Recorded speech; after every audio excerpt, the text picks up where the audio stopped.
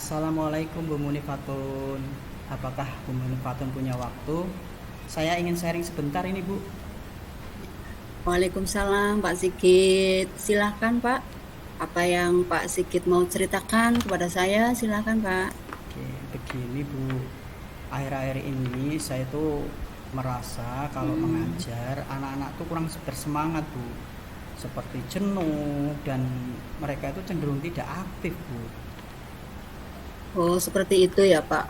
Jadi ada anak yang tidak bersemangat, jenuh dan tidak aktif nih. Gitu. Jadi menurut Pak Sigit, apa tujuan dari obrolan kita siang hari ini Pak? Jadi begini Bu, dari obrolan ini itu saya mengharapkan ada solusi atas permasalahan saya tentang itu antusiasme murid-murid yang tadi sudah saya sampaikan di atas Bu. Begitu ya Pak. Menurut Pak Sigit, hal-hal apa ya Pak yang membuat murid Pak Sigit itu kurang bersemangat atau kurang berantusias dalam belajar itu Pak?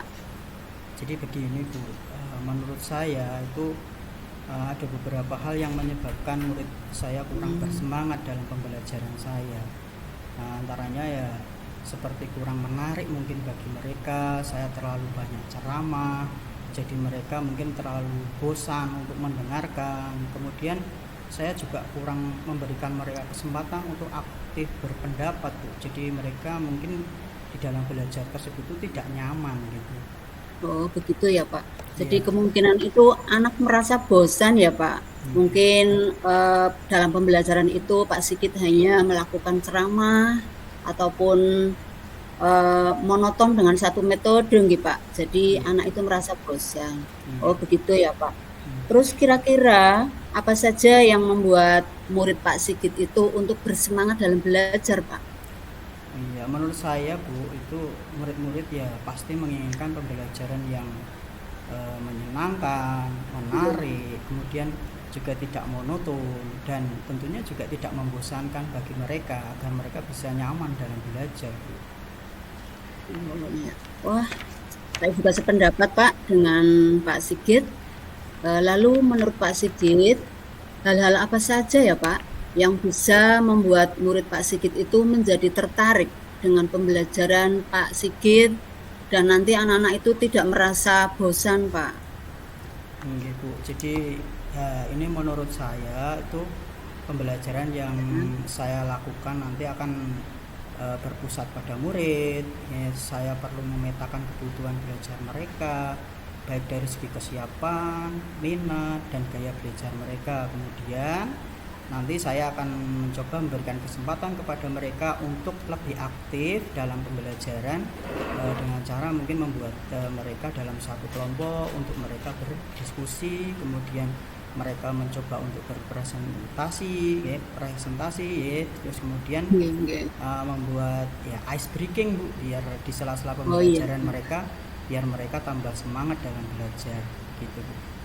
Oh begitu ya Pak. Jadi nanti Pak Sigit akan melakukan eh, pembelajaran yang berdiferensiasi nggih Pak. Ya Dengan seperti itu.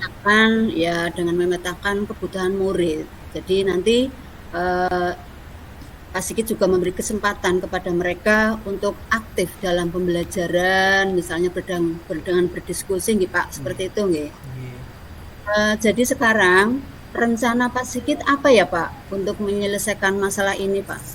Oke, untuk menyelesaikan permasalahan ini, yang pertama nanti saya akan mencoba memetakan kebutuhan belajar mereka berdasarkan Nggih, kesiapan, minat mereka, dan gaya belajar mereka. Kemudian saya nggih. tidak akan terlalu banyak memberikan tugas, saya akan memberikan tugas sesuai dengan minat mereka, atau istilahnya saya akan menerapkan pembelajaran yang berdiferensiasi.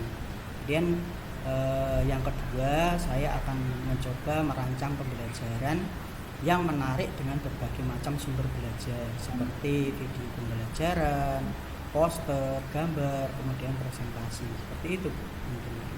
Oh iya Pak, berarti langkah yang diambil itu bagus sekali nih Pak. Persiapan, ada minat dan gaya belajar siswa nggih. Jadi nanti siswa tidak merasa bosan dengan tugas itu-itu saja. Bagus sekali Pak, rencana Pak Sigit ini loh. Mudah-mudahan berhasil ya Pak. Iya Bu, mudah-mudahan Terus berhasil. apa komitmen Pak Sigit untuk rencana ini, Pak?